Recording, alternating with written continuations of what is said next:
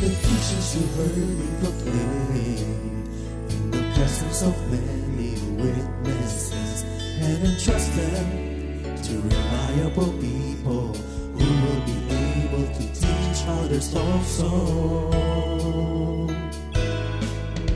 Take the teachings you heard me proclaim in the presence of many witnesses, and entrust them to reliable people who will be able to teach others also. Take the teachings you heard me proclaim in the presence of many witnesses, and entrust them to reliable people who will be able to teach others also. Take the teachings you heard me proclaim in the presence of many witnesses, and entrust them to reliable people who will be able to teach others also. 2 Timothy 2:2. Hallelujah, 2 Timothy 2:2. Praise the Lord. 2 Timothy 2:2. You and me, let us proclaim the gospel. 2 Timothy 2:2. Hallelujah. 2 Timothy 2:2. Praise the Lord. 2 Timothy 2:2. You and me, Let us proclaim the gospel of Jesus Christ. Take the teachings you heard me proclaim in the presence of many witnesses, and entrust them to reliable people who will be able to teach others also. take the teachings you heard me proclaim in the presence of many witnesses, and entrust them to reliable people who will be able to teach others also. 2 Timothy 2:2. Hallelujah, 2 Timothy 2:2. Praise the Lord. 2 Timothy 2:2. You and me, let us proclaim the gospel. 2 Timothy 2:2. Hallelujah. 2 Timothy 2:2. Praise the Lord. 2 Timothy 2:2. You and me, Let us proclaim the gospel of Jesus Christ. The harvest is plenty, but the workers are few. As for me and my house, we will serve the Lord. We will serve the Lord.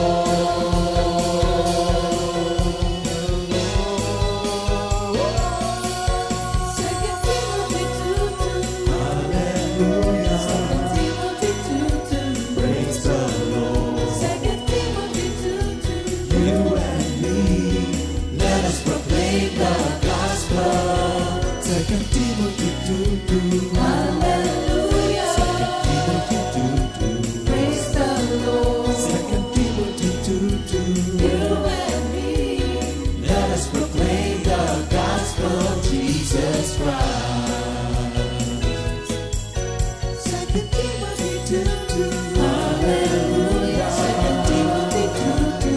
Praise the Lord. 2 Timothy 2:2. You and me, let us proclaim the gospel. 2 Timothy 2:2.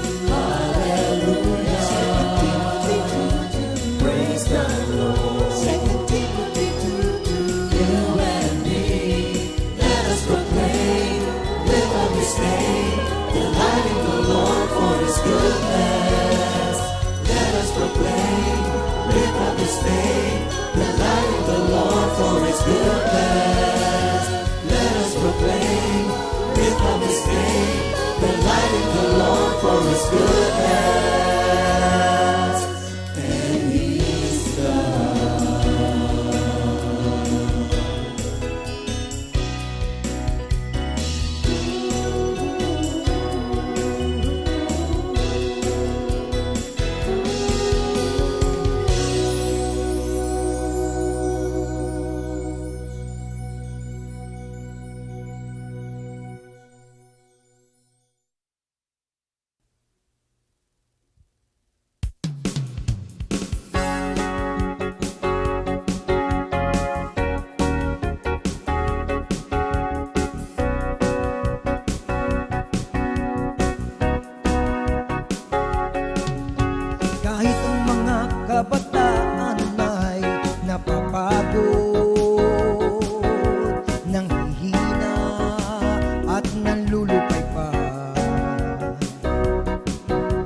maging ang mga bulaklak at damo sa kapaligiran, natutuyo at nalalanta. Ngunit ang kay Yahweh ay magtitiwala, buhay ay sisigla at lalakas. Kahit ang mga kabataan ay napapagod, nanghihina at nanlulupaypay, maging ang mga bulaklak at damo sa kapaligiran, natutuyo at nalalanta. Ngunit kung kay Yahweh ay magtitiwala, buhay ay sisigla at lalakas. Purihin mo ang Diyos, o aking kaluluwa, at huwag kalimutan ang kanyang kabutihan. Oh, aking ihayag mga ginawa mo sa buhay ko, pagkat ang kagalakan mo'y kalakasan ko. Purihin mo ang Diyos, o aking kaluluwa, at huwag kalimutan ang kanyang kabutihan. Oh, aking ihayag mga ginawa mo sa buhay ko, pagkat ang kagalakan mo'y kalakasan ko. Tulad ng agila, ako ay lilipad, ako ay tatakbo, hindi mapapagod, ako'y lalakad at hindi manghihina. Oh, purihin mo ang Diyos, o aking kaluluwa, at huwag kalimutan ang kanyang kabutihan. Oh, aking ihayag mga ginawa mo sa buhay ko, pagkat ang kagalakan mo'y kalakasan ko. Purihin mo ang Diyos, o aking kaluluwa, at huwag kalimutan ang kanyang kabutihan. Oh, aking ihayag mga ginawa mo sa buhay ko, pagkat ang kagalakan mo'y kalakasan ko. Pagkat ang kagalakan mo'y kalakasan ko. Pagkat ang kagalakan mo'y kalakasan ko.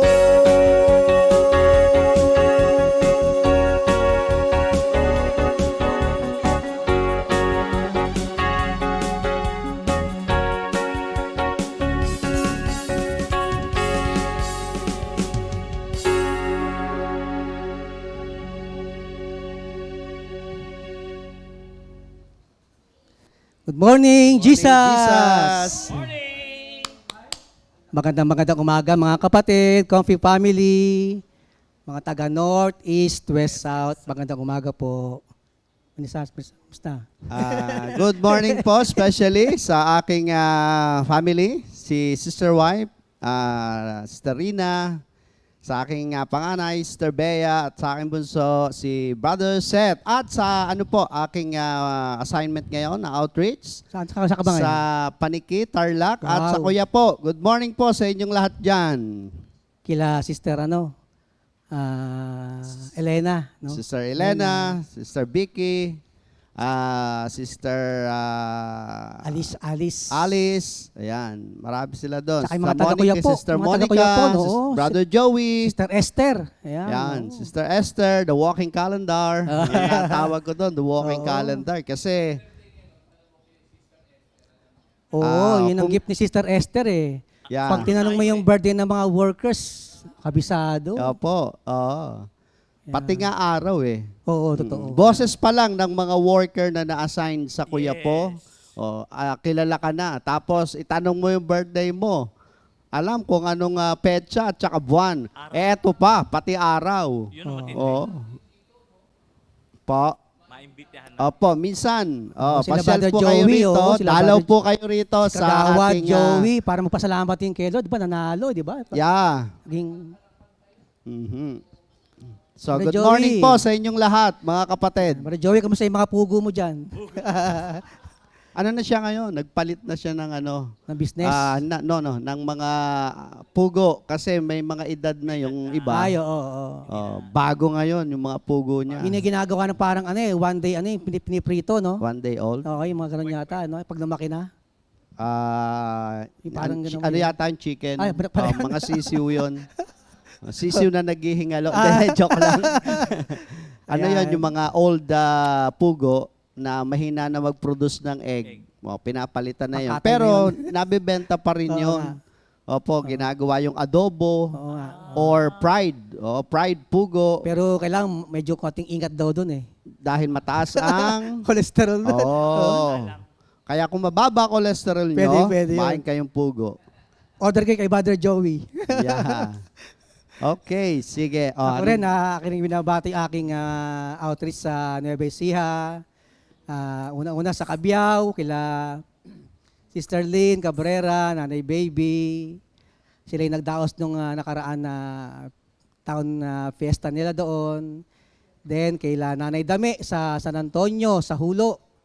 Yan, kaila Nanay Sita, Brother Greg, si Brother Tony, lagi kang kinakamusta. Tatay Tony, good Oo, morning. namimiss ka na rin ni Tatay Tony. Apa. Oo. Lagi may kanta yun, bago. Iba yun. Ay, iba ba yan? Iba ba yun? Ayan, at si ating kapatid sa Kabanatuan. Ayan, sila Sister Mercy, Sister Loy, Sister Gemma, Sister Irene, Brother Rapi. Ayan, si Brother Rapi, thank you Lord. Sister Nora, Sister Net, ating mga kapatiran dyan. At syempre, yung ating mga kapatiran sa Bungabong, Nueva Ecija, Nanay Del, Kagawad Pinky, tsaka Kagawad Hubita, at si Kapitana Jobilin. Yan. Kamusta po mga kapatid? Amen. Thank you Lord. Thank you, Lord. At kung may hindi man po ako nabanggit, mga kapatid, wag po kayo mag-alala. Ang pangalan nyo yung nakatala sa aklat ng buhay. Yun, no? Amen. Speaking of Nueva Ecija, sila po yung malapit na magdaos sa kanilang anniversary. Yan. Come July.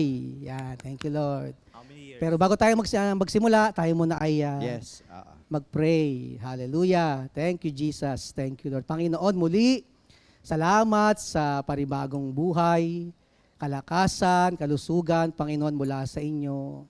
At salamat muli, Panginoon, sa aming dalawa ni Minister Sandy, na inyong gagamitin, Panginoon, to speak, Panginoon, galing sa inyo. Nawa, Lord, lahat ng maabot, Panginoon, ng inyong salita, pag-aaral, ay maging buhay at buhay nila, Panginoon, ito, at maging pagpapala, Panginoon, kami, sa aming mga kapatiran, Panginoon, na makakarinig ng pagbabahagi namin, Panginoon. All for your glory. Salamat po sa pangalan ni Jesus. Amen. Amen, amen. Tayo muna yun, aawit. Yes. Ayan.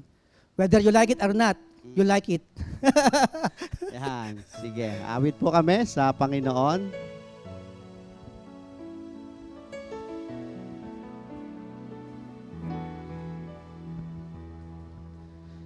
Hesed, The loving kindness of the Lord has said, the true and eternal God has said, the covenant-keeping God, wonderful Savior of my soul, has said, the loving kindness of the Lord has said, the true and eternal God has said, the covenant-keeping God, wonderful Savior of my soul. He never failed. He is concerned with every little thing you do. He never fails. He is concerned with every little things you do. Thou art worthy, O Lord, of praise and glory. Thou art worthy, O Lord. Thou art worthy, O Lord, of praise and glory. Thou art worthy, O Lord. Thou art worthy, thou art worthy, thou art worthy, O Lord. Thou art worthy, thou art worthy, O Lord. Thank you, Lord. Thank you, Lord. Ayan. Amen. Salamat sa Panginoon. Talaga naman po, totoo yun, na He is concerned with every little things we do. Amen. Amen. Sa katunayan, mga kapatid, si Lord ay involved na sa conception pa lamang ng tao. Nandun na po siya, no? Sa Psalm 139.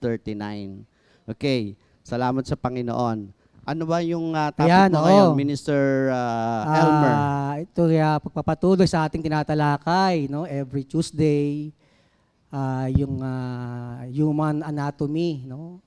Na ginamit nga as a metamorphosis, yung every part of the physical body in relation to the church, no? So bago yan, tayo muna may babasahin memory verse of the week sa Proverbs 11:20 20. sa New King James Version. Those who are of a perverse heart are an abomination to the Lord, but the blameless in their ways are His delight. Sa Tagalog naman, Minister Elmer, mga kawikaan, 11:20. Silang suwail sa puso sa Panginoon ay kasuklam-suklam, ngunit ang sakdal sa kanilang lakad ay kanyang kasiyahan. Wow. Isang negative, isang positive. Di ba? Ayan, thank you, Lord. Ngayon po, mga kapatid, ito nga ang ating tatalakayin ngayon ay pagpapatuloy, no? Sa ating pag-aralan ng mga last Tuesday, yung mga parts ng body na ito iniugnay sa katawan ni Kristo. Siguro papasimulan na ni ako ba? Ikaw muna. Pwede na, ako na. Ikaw Para... sige. Kala mo, yakin pa tayo. Okay, ayan. Good morning po ulit, mga kapatid. Alam mo, Minister Ermel, nakakatuwa ang Panginoon. Kasi ang Panginoon, para maunawaan ng tao ang kanyang itinuturo, ay gumagamit siya ng mga simpleng mga bagay. Okay? Katulad ng church o kalipunan ng mananampalataya, may mga analogy na ginamit ng Panginoon sa Bible dyan. Oh. Katulad ng halimbawa, gusali. Ayan, tulad ng kalipunan ng mananampalataya sa gusali. At ang Panginoon ang pinaka-cornerstone. Okay?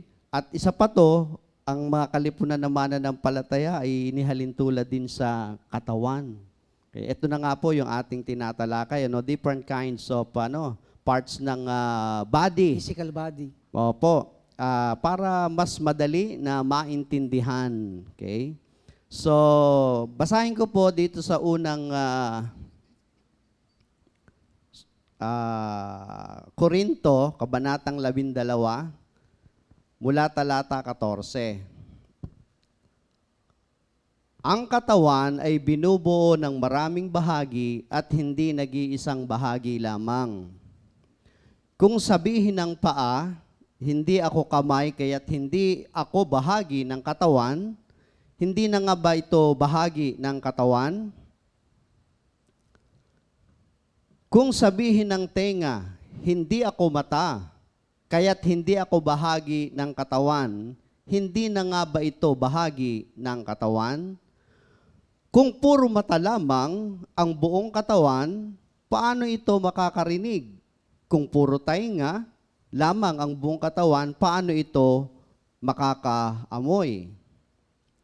Subalit inilagay ng Diyos ang bawat bahagi ng katawan ayon sa kanyang kalooban.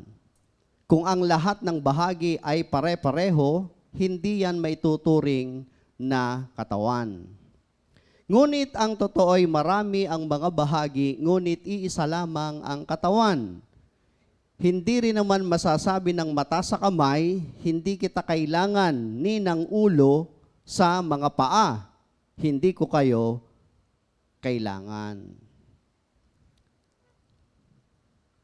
Sa Efeso po 4:16, sabi po rito, sa pamamagitan niya, ang buong katawan ay pinag-uugnay-ugnay ng mga kasukasuan na mula rin sa kanya. At kung maayos na gumaganap ng tungkulin ang bawat bahagi, lumalaki ang katawan at pinapatatag nito ang sarili sa pamamagitan ng pag-ibig. Yan, ito po ang salita ng ating Panginoon. Praise God. Salamat sa Panginoon. Meron muna akong ikukwento, Minister Elmer, related kasi dito sa topic natin. Minsan, bumibili ako sa tindahan, sa sari-sari store. So, may nauna sa akin bumibili. Edi naghihintay ako ngayon. Habang naghihintay ako, may napansin akong mama sa gilid. Meron siyang kinukutingting. Napansin ko, hawak niya sa isang kamay niya yung plies. Tapos, meron siyang kinukutingting. Alam mo, humahawak doon sa kinukutingting niya, yung paa, yung isa paa niya. Sabi ko, bakit? Napansin ko, kaya pala ganun, kasi yung kalahati ng katawan niya, patay. Paralyzed. Oo, paralyzed. Siguro, sabi ko sa isip ko to, siguro na-stroke. Alam mo, habang kumukutingting siyang ganun, hanggang sa natapos akong bumili pa uwi na ako, nilingon ko, hindi pa rin siya tapos sa ginagawa niya. Si paa nga ginagamit. Paang ginagamit eh. Sabi kong gano'n, ang hirap pala ng gano'n. Walang kamay. Oo, yung imbis na mapadali ang trabaho, pag hindi nagfa-function yung isang bahagi ng katawan ng tao, Kaya kulang. No? oo, tumatagal pala yung trabaho.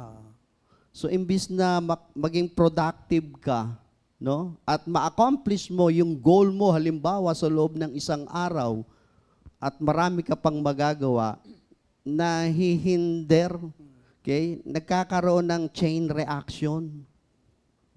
So, ganun din pala sa, sa katawan ni Kristo. Yung sinasabi ng sakit ng kalingkingan. Yes, dama ng buong katawan. Well, ang isa ko pong ibabahagi naman mga kapatid ay tungkol sa mata. Ayan. Meron ding pwede ba ako magkwento ulit? Naalala ko lang, nasabi mo matay, naalala ko ng anniversary ng Bulacan. Ay, Bulacan ba yun? Anong Mendez? Di ba si Brother Kadyo, kilala mo, di ba? Nakita kami, matagal na eh. Nakita ka ni Brother Kadyo? Binati ko nga. Paano ka nakita nun? Brother, long time no see. Naalala ko yung topic mo matay. Sige, tari mo na. Then si Brother Kadyo po kasi, inborn na wala siyang paningin. Pero believe ako doon. Oo. Umakit ang buko yung pabaliktad. Oo. Bang klase, no? Hindi ko kaya yun.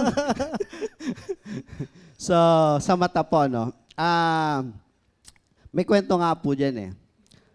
Si Ilong, Kakadalawa ka na. si Ilong, sabi ni Ilong, pambihira ka naman mata, ang bigat-bigat ng salamin mo, sa akin mo pa pinapatong, hirap na ako. Bago yung kwento yan, ha?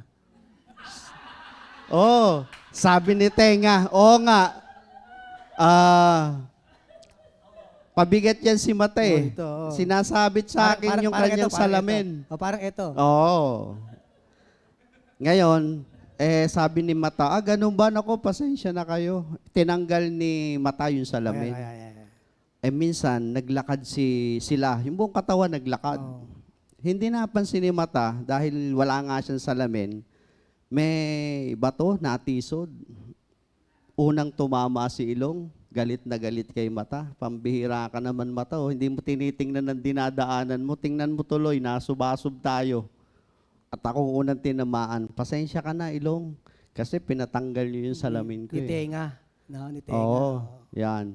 So, same thing, mga kapatid. Sometimes, alam naman natin ang function ng mata, basically, no?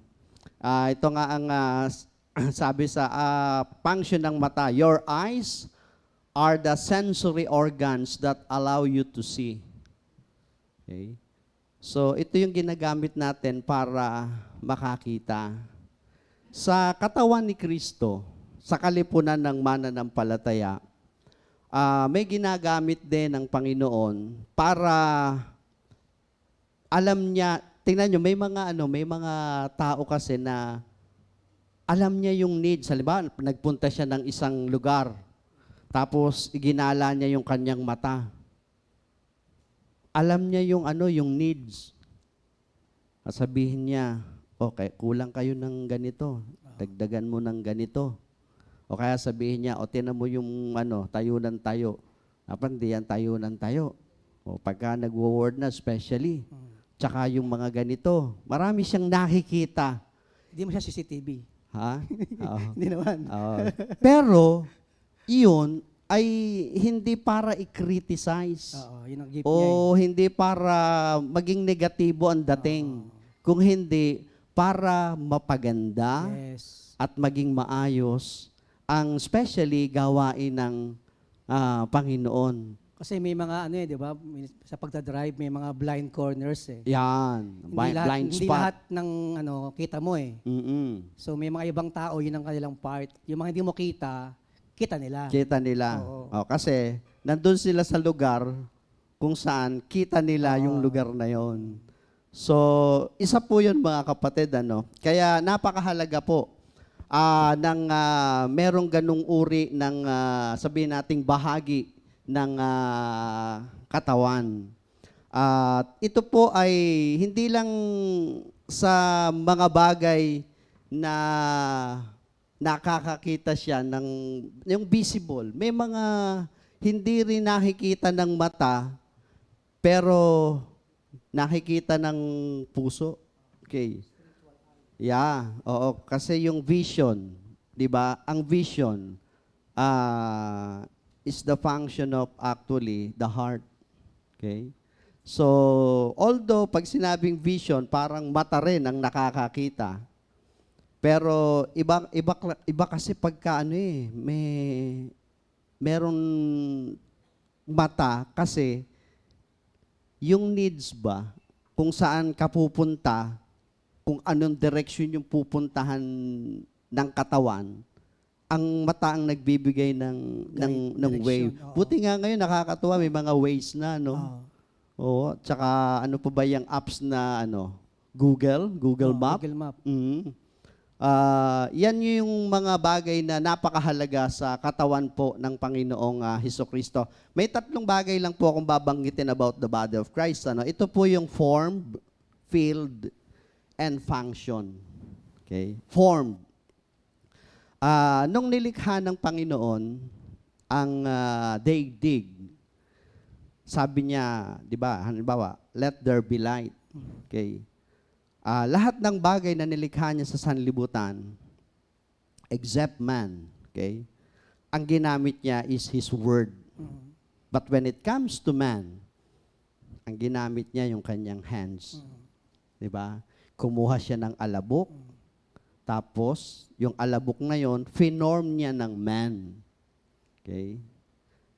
And then, yung man, yun yung container. Okay. Pero wala pa siyang content. Nung hiningahan niya sa ilong, nagkaroon ng content. Nagkaroon ng buhay ang hininga ng buhay. Same thing with us, nung tayo'y wala pa sa Panginoon, in Ephesians chapter 2, beginning from verse 1, sabi po roon, noong una, tayo'y mga patay dahil sa ating mga pagsuway at mga kasalanan. Sinunod natin noon ang masamang takbo ng sanlibutan ito at napailalim sa prinsipe ng kasamaan, ang espiritong naghahari sa mga taong suwail. Dati, kabilang tayo sa mga ito. Sinunod ang hilig ng laman at napailalim sa prinsipe ng kasamaan. Kaya't sa ating likas na kalagayan, kabilang tayo sa mga taong kinapopootan ng Diyos. Wala pa tayong content doon, finorm pa lang tayo. Pero, itong maganda, brother, Minister Elmer, nung tinanggap natin ang Panginoong Jesucristo bilang Panginoon at sariling tagapagligtas, pinanahanan tayo ng banal na Espiritu Santo and then we have the content. Okay? At ngayon, pinorm na tayo ni Lord. Pinagsama-sama po tayo mula sa iba't ibang probinsya, mula sa iba't ibang pamilya, sa iba't ibang background. Okay? Iba't ibang education ang ating na-attain. At iba't ibang status ng buhay. And then, pinorm tayo ng Panginoon. Okay? Pinagsama-sama po tayo. Tapos, binigyan tayo ng content ang banal na Espiritu Santo. And now, we have to function. So, yung form, yung field, and then yung function. Gaya po ng kinuwento ko kanina, yung kalahati ng katawan ng mama, yung isa niyang kamay, hindi nagpa-function, kaya hirap na hirap siya. Kahit sinasabi ng utak niya, kaya mo yan, kaya mo yan, kaya mo yan. Kaya naman niya. Kaya lang, ang tagal bago niya ma-accomplish yung kanyang gawain o trabaho. Okay? Ganon din sa body of Christ, ano? Pag hindi nagfa-function ang isang miyembro ng katawan ni Kristo, halimbawa ako, may assignment akong outreach, ayokong pumunta. Oh. Bakit? Sabi, tanong mo kung bakit. Kaya, bakit nga? Tinatamad ako, halimbawa. Tinatamad ako. Oh. Ngayon, magkakaroon ng chain reaction yun. Yes, Oo. Kukunin si ganito, kukunin si ganon. para mapunan. Para mapunan. Oh. Napupunan naman. Kaya lang, yun nga, Nagagalaw lahat. yun, hindi nagiging smooth ang takbo. Nagkakaroon nga ng chain reaction, ano? Problema na ni Pinan, yung maripas yun. Oh. Buti na lang si Sister Maripas. Buti na lang si Sister Maripas. Text siya ng text. Adjusted na siya doon. Text siya ng text. Ganito, ganon, ganyan. Sabi ko ganon. Kung halimbawa ayaw din nung tinetext niya. Paano ngayon yan, ano? Mangangamote si Sister Maripas. Kaya pala minsan, pag kinakausap mo si Sister Maripas, hindi naman lutang. Yung anong tawag doon? Yung parang nai-stress siya. Oo, nai-stress. Nape-pressure siya. Senior pa naman yun. Senior na ba yun? Oo, senior na. Hindi halata, no? Ang senior ba nung edad? 61 ba? 61? 60 lang ba? 60 lang. Tumawan pa Hindi isa. halata, no? Parang 59 lang. Kahapon. So, yun nga po, ganun yung function, ano? We have to function according doon sa kakayanan na pinagkaloob sa atin ng Panginoon. Kasi hindi naman tayo bibigyan ng Panginoon ng isang bagay na hindi naman natin kaya. Sabi nga, the Lord knows the number of your hair. Alam niya yung bawat kakayanan natin, mga kapatid, ano? Kaya lang, hindi, what do you call this? Hindi nagmamanifest yung potential. Kasi ayaw ngang paggamit, ayaw mag-function. Naalala mo, Minister Elmer, yung Pakatlo na yan. yung fig tree?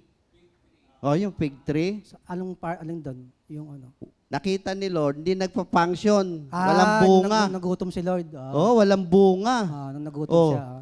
Kumakain ng nutrients ng lupa. Ina-absorb niya lahat. Oo nga. Pero wala namang, hindi nagpa-function, walang bunga. Nag-occupy ng space pa. Nag-occupy ng space. Nag-occupy ng, absorb niya lahat ng nutrients ng soil. Makwento ko lang uli, no? 4 na yan. 4 na. Huwag ka mag-alala, ang kwento ko may kwenta. Di ba sa Antipolo kami ngayon, sa bahay nila Ninong Fred tsaka Ninang Nilda. Hello po, good morning, Pastor Nang. Fred, Ninang Hello po. Nilda. Meron doon puno si Ninong Fred na, Pastor Fred, na rambutan. Ah, Rambutan. uy, malapit na yan. Bunga. Oo, meron na nga ngayon, mga ganun.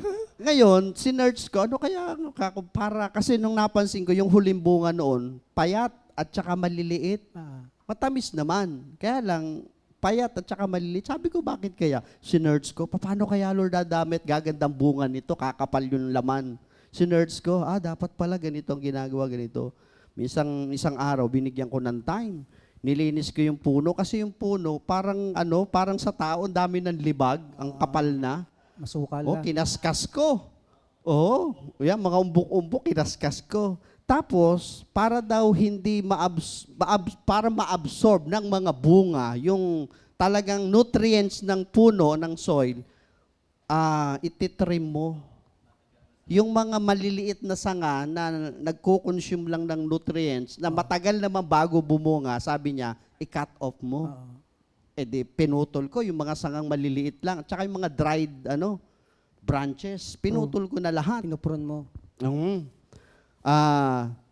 Tapos, para i-chop mo yung puno, yung tatataga-tagain mo, para pag na-stress daw yung puno, magpuproduce siya ng bulaklak at saka yung bunga. Oh, maganda para din yung nai-stress na no? Oo. Kasi nga naman naalala ko, sabi ng isang mangangaral, ang crisis daw is the mother of invention. Totoo ba yun, brother? Oh, totoo ho yun, mga kapatid. So, eto na. After mga siguro 1 month, tiningala ko ngayong yung rambutan. Aba, alam mo, brother, may mga butlig-butlig na bunga. Tapos nililehans ko, Lord, pakapalin mo po yung laman at saka maging matamis. Oh. So, pag hindi nagfa-function, nakakalungkot. Di ba? Katulad po natin dito. Hindi nagiging productive eh. Opo. Lahat tayo naman dito, glory to God, nagfa-function according dun sa pagkakatawag ng Panginoon kung saan tayo nilagay. Pero alam mo ba, Minister Elmer, na mas marami pa ang pwedeng gawin ng isang tao kung willing lang siya na mag-function at magpagamit kay Lord. Kasi nilagay na tayo ni Lord, halimbawa katulad ng buto. 'Di ba? Halimbawa buto ng mangga. Ang buto ng mangga, may potential siya na maging puno at magkaroon ng maraming bunga. At sa maraming bunga na yon, maraming buto yon. Na pwede pang magkaroon ng maraming puno, na maraming bunga, na maraming buto. Kaya pag tiningnan mo, in the eyes of the Lord, ang isang buto ng mangga, it can become a forest. Magpo-produce kasi siya. No? Yes. If, unang-una, it will be put in the right environment sa soil. Tapos naaarawan, nadidiligan. So, lalabas talaga yung kanyang potential. Okay? Pero once na stagnant lang, kahit abutin ng 1 taon yung buto ng mangga sa ibabaw ng table na to, hindi lalabas yung kanyang potential. Diba? So, same thing din sa katawan ng Panginoong Jesucristo. Pag ginagamit at nagpapagamit, okay, lalabas yung mga kakayanan niya na ipinagkaloob ng Panginoon. Okay? So, yun po ang kagandahan dahil tayo po ay finorm na ng Panginoon sa body. Tayo ay finilled ng kanyang spirit, and then ang hinahanap ni Lord ay mag-function. Kapag nag-function ng maayos, kasi minsan nagmamalfunction. Pag nagmamalfunction, katulad nung mata, kaya napahamak yung buong katawan, kasi nagmalfunction yung mata. Diba? Kahit saan namang bagay Pagka ang isang parts isang part nag-malfunction kahit sa sasakyan. May chain reaction kasi. Ayun, 'di ba? Kaya every part Is ng vital. sasakyan mahalaga. Alam mo ba na yung mekaniko, halimbawa nag-overhaul, tapos nung ibinalik niya, nagtaka siya, may sumobrang tornilyo. Sabi niya, saan kaya nakalagay Sino ito? mahirap? Oo, Sumobra pa. may epekto yun. Ah. Minsan, hindi mo nararamdaman sa unang gamit, pero over the time, mararamdaman mo na yun, ba't kaya ganito ang takbo nito? Diba? Oh. Yes. Kaya salamat sa Panginoon dahil yun nga, salamat sa Diyos, dahil ang lahat po sa atin ngayon ay nasa body of Christ, pinorm tayo ng Panginoon, pinuno ng banal niya na Espiritu, and then ang ibig ni Lord ay mag-function tayo ng according sa pagkakatawag ng Panginoon sa atin. Okay? Kaya salamat sa Diyos dahil binigyan niya tayo ng iba't ibang bahagi o parte ng katawan at kailangan po natin ang bawat isa. In Jesus' name, amen. Amen, amen. Thank you, Lord. Sige, bago po sa ating pagpapatuloy, ayan, Minister Sandy, meron tayong mga kapatid na May karawan celebrate ngayon ng special day nila. at anniversary. June chapter 3, June 3, June 3, 2025. Uy, happy birthday, Maring Jessica. Sister Jessica Cabral. At hello na rin kay Mami Tess. Oh. Mami Tess. Hello, good morning po, Sister Tess. Happy birthday kay Sister Linda Javier. Yan. Sister Chua. Sister Ariana Besite. Sister Josie, ano ba yan? Ray. Ray. And happy anniversary kay Brother Lendon and Sister Marites Gamilia. Happy birthday. And happy anniversary. Brother Bong, pasok.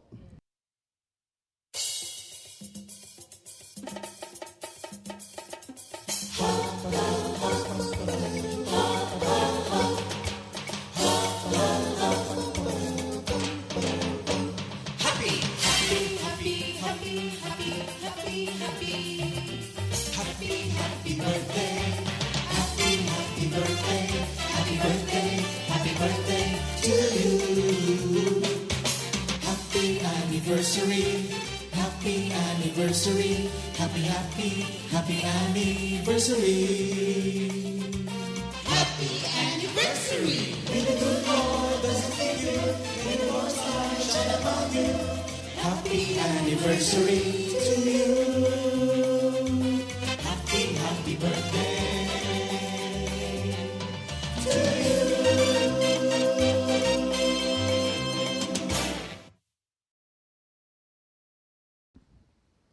Ayan, happy birthday and happy anniversary. Amen. Ayan. Ayan. Bago tayo sa second part ng ating pagtalakay, meron pa kaming ulit na, kung may kwento si Minister Sandy, kami may kanta ulit.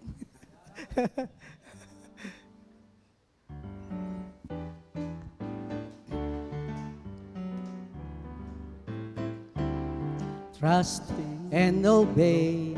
Trust and obey.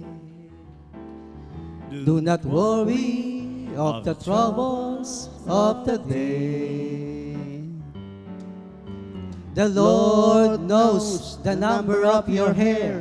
The Lord knows even before you say trust and obey. Trust and obey. Trust and obey. Trust and obey. Do not worry of the troubles of the day. The Lord knows the number of your hair. The Lord knows even before you say trust and obey. Trust and obey. Trust and obey. Trust and obey. trust and obey. Trust and obey. Yan. Yan. Kung si Minister Sandy, kanyang tinalakay ay tungkol sa mata, ako naman po ay tutuon sa hair. Yan. Kayo ba'y may buhok? Oo Makapal naman. pa ba yan? Oo naman. Alam mo yung HIV? HIV. V. Human Immunodeficiency Virus. Virus pala yun. Oh. Parang coronavirus, parang gano'n. Oh. Ano, di ba yung HIV? Sa hair, may HIV din pala. Oh. Oo. Ako naman may kwento kayo sa'yo, ha? Sige. Ikwento Hair mo. is vanishing. Hair is vanishing. Tapos, di ba, ang virus, nag-mature yan, nag-full grown. Uh-huh. Ang HIV, pag nag-full grown, nagiging AIDS. Ano yung AIDS? Acquired Immune Deficiency Syndrome. Syndrome. Sa hair, meron ding AIDS eh. Ano yun? And it is definitely showing. Oh.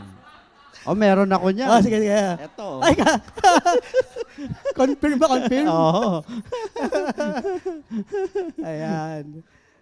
Natutuwa lang ako dahil nga medyo kakaiba tong aking napili nga po, no? Usually, mata, tenga, bibig, ilong, di po ba? Akin nalid ako sa buhok, no? At habang inaaral ko nga po ito, marami rin po ako natutunan. Isa kang na-question ko sa akin, ang ating bang palad, may buhok? Oh, di ba? Gandang Ulit. Ang Ano? ating bang palad, may buhok? Wala akong nakikita. Hoy, meron daw. Yung Ang palad. sagot po ay, wala. Wala. Ang meron siya, fingerprint. Oh. At nakakatuwa, kasi di ba kapag napaso ka, natatanggal yung outer layer ng skin. Tapos tumutubo pala ang fingerprint. Ganun kaya ganun ka-unique ang Diyos sa atin, no? Nasipin mo, no? Oh. Kamak-ala, tutubo rin yan. Tumutubo pala ang fingerprint. Oh. Nakakatuwa, no? Kung sa buhok, may hair growth. sa- Hair grower. Sa fingerprint. Sa palm, tumutubo ang fingerprint. At ang hair pala natin, ginagamit pala yan as ano rin, for identification. Kasi nga, wala rin siyang DNA. wala rin siyang kaparehas. Yeah. Oo. So ganun ka-unique pala tong ating mga buhok. No? Yung sabi nga, yung study of hair is called trichology. Ayan, the trichology. Trichology focuses on the health and structure of hair and scalp, including hair growth, pagtubo ng buhok, hair loss, yung alam ni Ardo dyan, and scalp condition, yung pala mga kapatid. And ito, mayroon mga interesting facts about hair. Yung ating hair growth rate, approximately raw, 0.3 or 4 millimeter per day. About half an inch per month, yung kanyang pagtubo. Ba? Oo. At ang hair composition pala is made up of protein, called keratin. Yan. At yung meron pa tinatawag na mga hair follicle. Diba? Napakaganda mga kapatid. So mga bits and pieces lang mga kapatid dyan tungkol nga sa buhok, no? At dito nga sa ating pag-aaral, yung aking babasahin scripture nga po is sa Luke 12 nga po, yung ating kinanta. Luke 12:7. And even the very hairs of your head are all numbered. No? The Lord knows the number of our hair. No? The very hairs of your head are all numbered. So don't be afraid. You're worth more than many sparrows. Sabi nga po, many Christians may wonder what the Bible says about hair and its significance in our lives. No? Ang buhok, mga kapatid, hair can be a symbol of beauty, identity, and throughout the scripture, we will see some events and references that will invite us to reflect on our appearances and how we will present ourselves. Kaya mahalaga talaga yung ating mga buhok, mga kapatid, no? At yung ating binasa ng scripture, Luke 12:7, this verse will make us meditate and allow God's word to speak to us about our hair. Yan. And His impact in our faith and relationship to God. So natutuwa ka, sabi ko, alam mo, kahit book pala, no? Meron talagang meron tong kaugnayan sa ating ugnayan sa Panginoon. Kaya di talaga pwedeng minus yung mga yung ating lahat ng ating parte ng katawan, pati ating buhok, hindi talaga pwedeng maliitin mga kapatid. Unta yung sa buhok, no? Yung hair and identity. Sabi po, oftentimes our hair define our identity. Nung kabataan ko pa, nabarkada ako sa mga punk, mga punkista. Kaya noon, ang buhok ko noon, binata ako, sa pulog, nakaganon ako, nakatomahawk. Mhm. At amin lalagay ng gel, tsaka yung itlog. Yung puti, Oo, para pagka natuyo yun, matigas. may mga para siya mga spike na gano'n. Oo. Nagkaroon ng ganong hairstyle eh. So, hair identifies our identity, di ba? Kung ano yung gusto mong maging ikaw, ipoporma mo yan sa ating buhok. Di ba? Kasi kung sa gusto mong lifestyle, iakma mo yung forma ng buhok mo ayon sa iyong identity gustong mangyari. So meron talaga siyang kaugnayan mga kapatid, no, sa ating pagkatao. Who we are, where we came from, and sometimes even how we feel. Kaya pala minsan yung mga babae, pag medyo na-stress, gusto kong magpunta ng parlor. Kasi medyo na-stress ako. Gusto kong magpaayos ng buhok. Yan. So talagang may kaugnayan mga kapatid eh. Yung ating buhok sa ating buhay. And our hair symbolizes our cultural background and personal expression. Totoo, no? Ang buhok iba-iba kulay eh. Sa abroad, iba ang kulay ng buhok. Sa Australia, ang kulay ng buhok to Hindi pa ako nakakapunta na Australia. Nakakita ka ng Australiano. Nakita mo yung ni Brother Louis? Si Brother McGuire? Aha. Anong kulay ng buhok noon? Gray. Gray. Oo.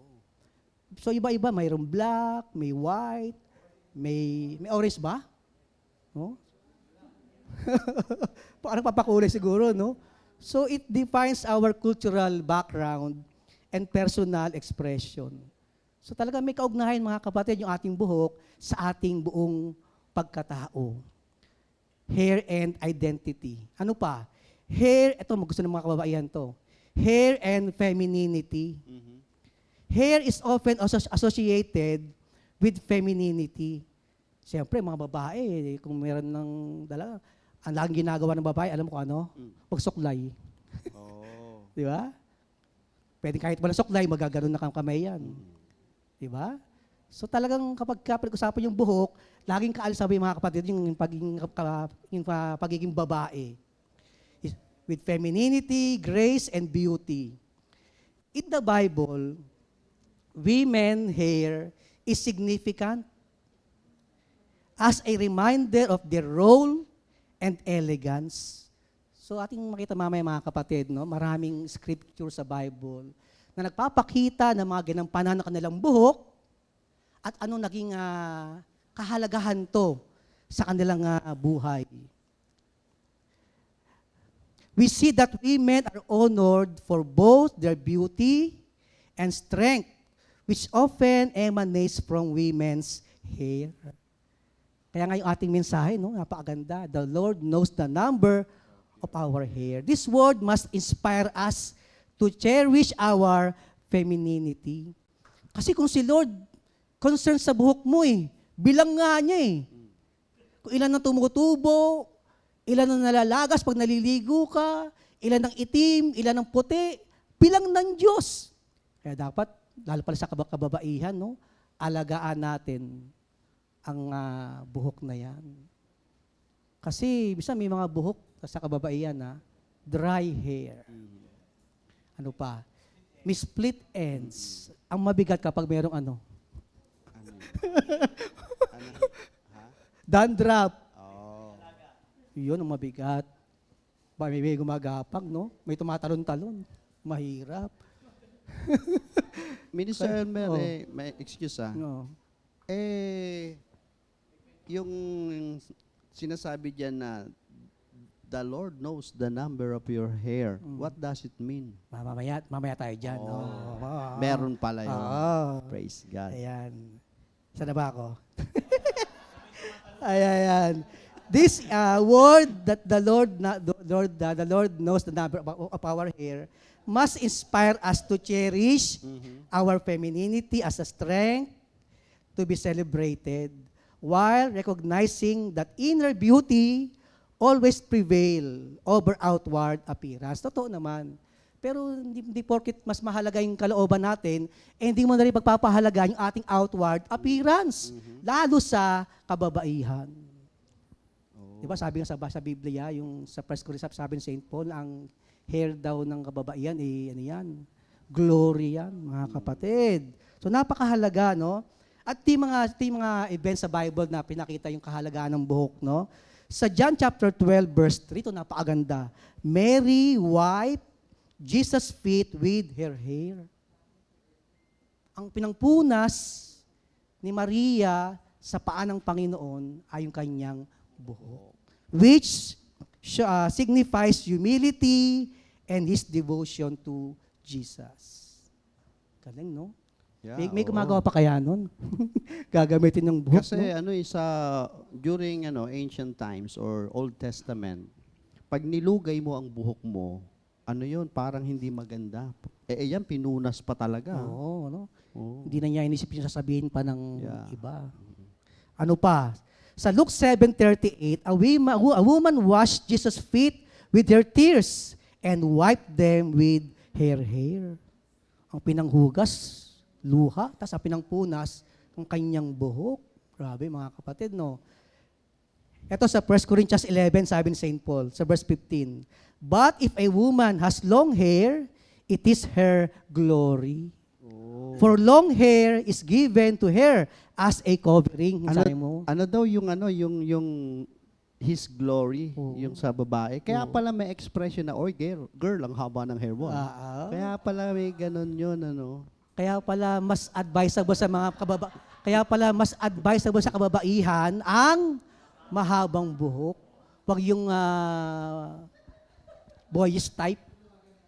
Wag yung boyish type na nagupit. Ang biblical pa rin pala na forma ng buhok ng kababaihan, long hair. Di ba kaya pag sinabi, "Uy, haba ng buhok mo." O, sabihin, di ba? Ang ganda mo naman, may favor sa'yo. Napakaganda pala mga kapatid nun. Ano pa?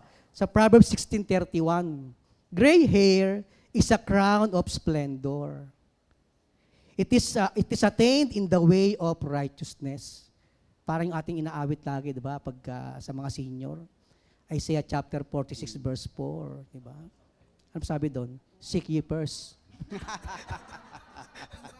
Kala ko for God's Oh, honor. I am your God and will take care of you until you are old and your hair is gray. I made you and I will care for you. I will give you Kantahin help natin, and Minister. rescue you. Maganda yan, kantahin natin. Oh, sige. Oo. Para sa mga senior at magiging senior pa, Proverbs at saka mga 16:31. nag-a-aspire na Yes. maging senior. Gray hair is a crown of splendor. Ako ang inyong Diyos, iingatan ko kayo hanggang sa pumuti ang inyong buhok at kayo'y tumanda.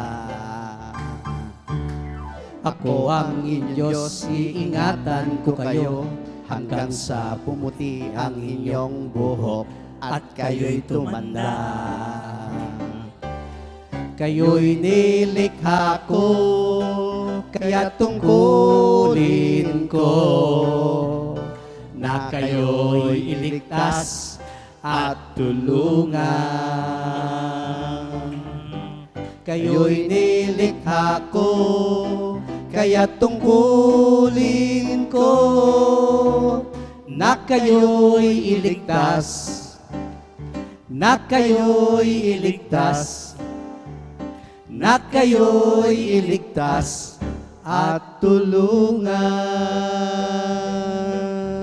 Amen. Kaya yung mga may gray hair dyan, marami ng puting buhok, Amen. crown of splendor yan. Oo, kaya pala may 20%. Tulong yun. Oo, yan. Oo, Thank di ba? Tsaka alam nyo, isa pa nakita ko sa gray hair, long life. Di ba? Hindi naman kasi puputi yung buhok mo, kundi mahaba ang buhay mo. Mm. Unless meron kang minsan mga lahi-lahi na bata pa lang Maputi paputi. na Pero ang ang normal buhok. talaga, pag pumuti yung buhok ng tao, Mm. kasi sinasabi sa iyo yan, Mm. mahaba na buhay mo. Ayun. Gusto mo na umuwi kay Lord? Yan. Kaya pala may kantang kahit maputi na ang buhok Kaya ko. talagang crown of splendor yan. Attain yan sa way of righteousness. Totoo kapag ka ang tao namumuhay sa katuwiran, pangako ng Panginoon talaga, hahaba ang ating Buhok. buhay. Joke lang. Pwede rin naman, pwede rin. Naalala ko yung haba buhay. Meron nag-share na sister. Brother, gusto kong ano, ako na magkwento ngayon ha. Sige. Brother, ako pag gusto ko 100 years old. Ba, ang ganda nun, di ba? Sabi ko, sister, maganda po yan. 100. Pero malungkot na po yan. Bakit? Kasi kayo na lang buhay. Kami wala na. Okay.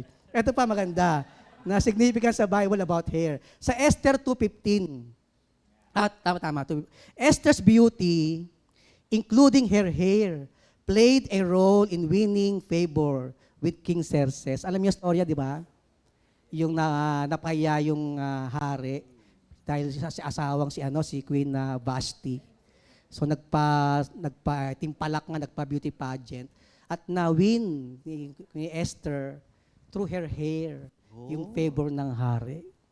Diba? Napakaganda. Haba ng Nagamit hair yung hair niya. Haba ng hair niya. Oo, nagamit yung hair niya. Okay, ano pa? Sa Ruth chapter 2, verse 10. Ruth's humility and kindness attracts Boaz, showing not only her hair, but her inner beauty. Ito naman si Ruth na, di ba si Naomi tsaka si Ruth yan magbiyanan.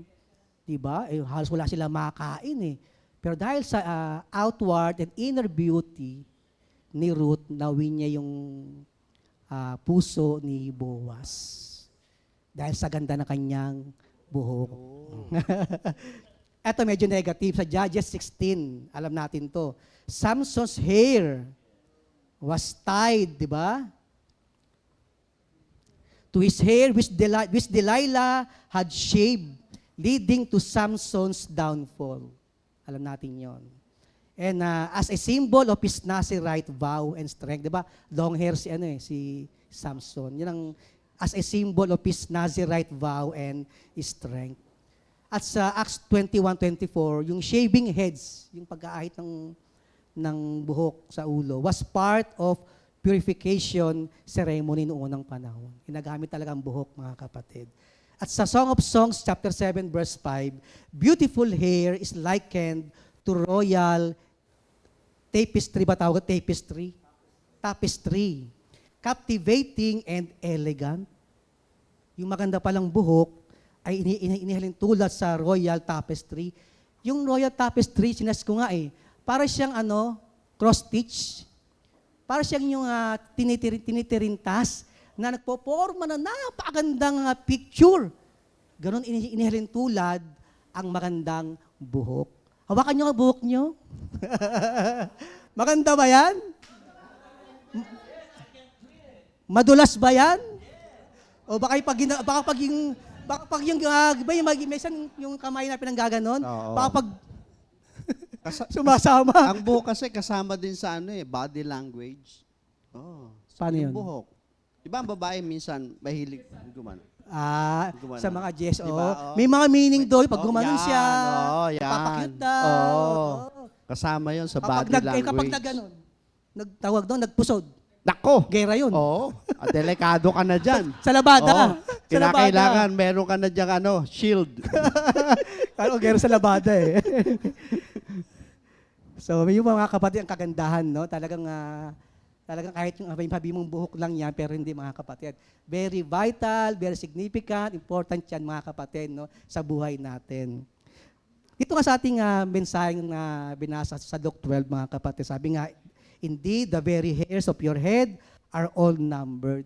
So napakaganda mga kapatid yan, na lagi tayong mariremind dyan. Kaya sabi ko nga nung inaaral ko to, kapag na-feel mo, na para bang lonely ka, wala kang Gana. kausap, ang Diyos malayo sa'yo, hindi niya alam nangyayari sa'yo, hawakan mo yung buhok mo. Hawakan mo yung buhok mo. Paano kung... Hawakan mo yung balbas mo. Hindi, sa skin, may balahibo rin yan. Hawakan mo yung buhok, balbas mo na lang. Totoo mga kapatid. Kasi i-remind ka niyan Bilang ng Diyos yan. Una mga kapatid, pinapakita ito, yung God's omniscience. God's omniscience. The intimate knowledge of God sa buhay natin. God knows every detail, small detail about us, about you, including the smallest aspects of our life. Oh. Yun ang sinasabi mga kapatid dyan. Pag sinabi ng Panginoon na, bilang ko buhok mo, Yun sinasabi pala. niya sa'yo, alam ko yung buhay mo. Alam ko alam man yan, ano man yan, pinakamalit sa'yo, alam ko yan. Concerned Buhok, siya. buhok mo nga, bilang ko Yung pinagdaraanan mo pa kaya, yun ang mahalaga. Kaya kung medyo meron kang parang ibang nararamdaman, hawakan mo kagad ng buhok mo. It will remind us, bilang ng Diyos yan. Bilang ng Diyos yan, mga kapatid. Psalms 139, 1-6, 15 at saka 15 at 16, di ba? Di ka pa pinapanganak, nakita ka ng Panginoon, yung buhay mo, bilang na ng Panginoon. Alam lahat ng Diyos ang lahat sa atin, mga kapatid. Pag nagwo-worry naman, sabi ni Lord, look at the birds. Ito pala, kapag Touch your hair. your hair. Ba? Oo, yan. Ano pa mga kapatid, sinasabi rito sa ating mensahe, no? Kapag sinasabi ng Panginoon na alam ng Panginoon yung buhok natin, not overlook. God doesn't overlook even the smallest detail about you, highlighting our significance. Walang bagay na hindi lumalampas sa concern ng Diyos. Wala siyang na-overlook sa ating mga kapatid. Yung buhok mo nga bilang niya Diba? Walang bagay mga kapatid na hindi concern ang Diyos sa atin. Sabi nga highlighting our significance. Baka talagang pinapakita mga kapatid na tayo talagang mapakahalaga sa ating Panginoon. We are precious to God. We are all precious to God, valuable to God, and worthy of His attention and care. Ganyan mga kapatid yun, sinasabi sa atin. Ganon ang mga kapatid ang pagpapahalaga ng Panginoon sa atin. Ano pa? Yung kanyang personal care. God's personal care in us and attention to each individual. Kumbaga, hands-on siya sa bawat isa sa atin. Napakaganda mga kapatid. No? Sisipin mo, sa dami ng tao sa buong mundo, bawat person, bilang ng Diyos yung buhok natin. Gaano karami yun? Grabe mga kapatid, ating isipin yung grabe yung kapangyarihan ng Panginoon, mahirap mong maisip, mahirap mong masukat. Ganun mga kapatid siya sa atin, kanyang pangangalaga sa atin. Tsaka ito maganda, personal care. Yes. Hindi general Oo. Talagang individual mga kapatid, ang care ng Diyos sa atin. So napakaganda, magtiwala tayo. Trust in God's sovereignty. Knowing that God is aware of every detail of us will make us rest in His goodness. Yan ang pinakamahalaga. Kaya sinasabi sa ating mga kapatid to, para talagang malaman natin, ano man yung pinagdaraanan, yung kalit-litan yan mga kapatid, alam ng Diyos yan. And knowing that God is aware of that, will make us rest in His goodness. Pumanatag tayo mga kapatid sa kabutihan ng Panginoon. And there is comfort in every small trials, big trials. At mga kapatid dyan, this truth can bring comfort during difficult times, knowing that God's aware and is actively involved. Napakaganda, di po ba? So talagang thank you Lord, no? Parang isipin mo, buhok lang niya, pero hindi. Napakalalim ng pinapaabot ng ating Panginoon sa atin. Buhok pa lang yan, mga kapatid. Abangan nyo pa yung mga ibang parts, no? Our hair plays a significant role in how we express and honor God. Hair should remind us that we are created in God's image. Si Lord may buhok din. Mga kapatid, no? And that our physical appearance, our hair, kulot man yan, curly, straight man yan, diretso, long or short, bald, wala man or grown, balago, can contribute to glory we bring to Him. So nawa mga kapatid, no, napakaganda niyan. Na yun nga, kung tayo ay medyo feeling mo alone ka, hindi. Sabi nga sa ating inawit, trust and obey. Do not worry because the Lord knows the number of our hair. Amen, amen. Amen, Yan, amen. ngayon po tayo ay darako sa ating repeat new song sa ating pagtatapos, no? Ang title po ay Into Your Hands, composed by Sister Alpha Bibero. Thank you, Lord, mga kapatid. Salamat sa Diyos. God bless.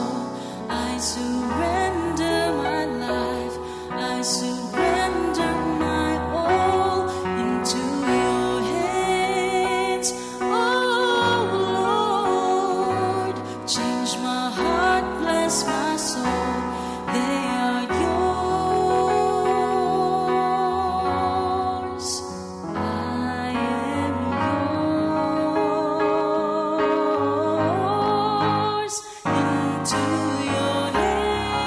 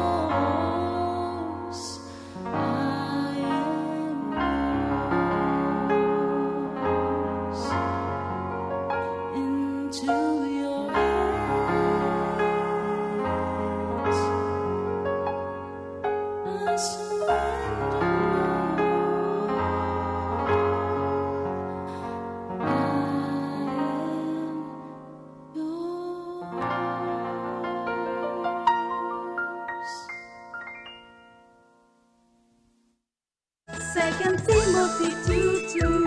Hallelujah. Second Timothy 2:2. Praise the Lord. Second Timothy 2:2. You and me, let us proclaim the gospel. Second Timothy